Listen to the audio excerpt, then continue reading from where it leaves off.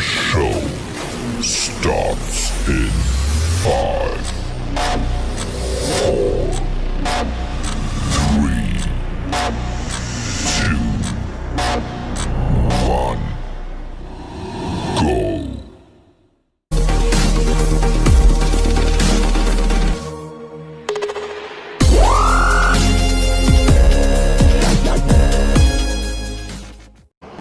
Hai teman-teman, di sini saya Safira Sulya Raihanada akan membahaskan pembahasan dari video sebelumnya, yakni saya akan membahas mengenai tujuan dan fungsi konstitusi. Menurut si Armstrong, pada prinsipnya tujuan konstitusi yakni membatasi kewenangan tindakan pemerintah, bertujuan untuk melindungi hak-hak yang diperintah serta merumuskan pelaksanaan kekuasaan yang berdaulat. Dari apa yang dikemukakannya itu memiliki dua pokok tujuan konstitusi, yakni yang pertama untuk memberikan pembatasan pengawasan terhadap kekuasaan politik sehingga para penguasa tidak bisa bertindak sewenang-wenang seperti apa yang mereka mau. Yang kedua, untuk membebaskan kekuasaan dari kontrol mutlak para penguasa serta menetapkan batas-batas kekuasaan bagi penguasa. Dari hal tersebut dapat kita simpulkan bahwa tujuan dari konstitusi itu sendiri untuk mengatur jalannya sebuah kekuasaan. Dengan cara apa? Dengan cara membatasi melalui aturan untuk menghindari terjadinya kesewenangan tindakan dari para penguasa terhadap rakyatnya, serta memberikan arahan kepada para penguasa untuk mewujudkan tujuan negara. Konstitusi secara garis besar memiliki tiga tujuan, yakni yang pertama, membuat batasan kekuasaan. Hal ini bertujuan agar tidak terjadinya tindakan sewenang-wenang dari para penguasa sehingga menimbulkan kerugian bagi masyarakat banyak. Karena di dalam suatu negara, kita melibatkan banyak sekali elemen yang ada di dalamnya. Yang kedua, yakni untuk memberikan perlindungan terhadap hak asasi manusia.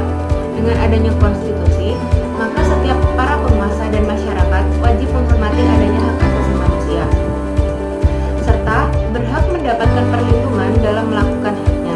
Tetapi sebagaimana yang kita tahu, di dunia masih terjadi pelanggaran hak asasi manusia. Hal ini seharusnya mendapatkan perhatian penting dari dunia.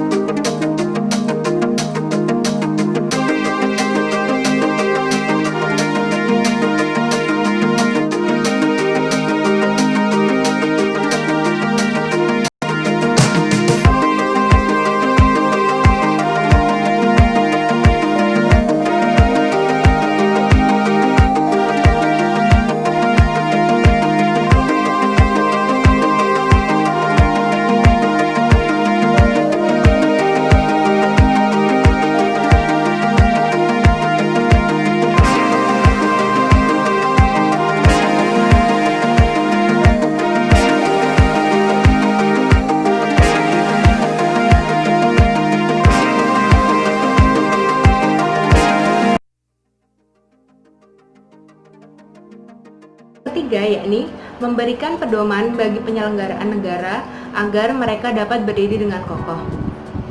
Konstitusi di sini dimaksudkan sebagai fondasi berdirinya suatu negara. Sebagai contoh, kita ambil di negara kita sendiri, yakni negara Indonesia. Di negara Indonesia, kita mempunyai konstitusi, yakni Undang-Undang Dasar 1945, yang dalam pembentukannya tidak melalui proses yang mudah dan juga melalui proses yang panjang. Dari dibentuknya, pada awalnya dibentuk melalui BPUPKI, kemudian ada PPKI dan juga selanjutnya dibentuk Panitia 9. Dalam sejarahnya hingga kini, Undang-Undang Dasar 1945 sudah melalui 4 kali amandemen.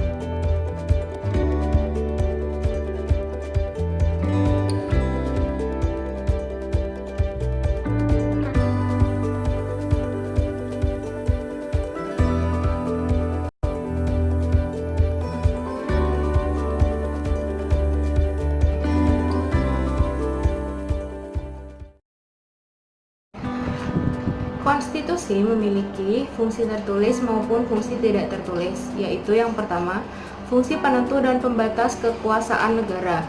Yang kedua, fungsi pengatur hubungan kekuasaan antar organ negara.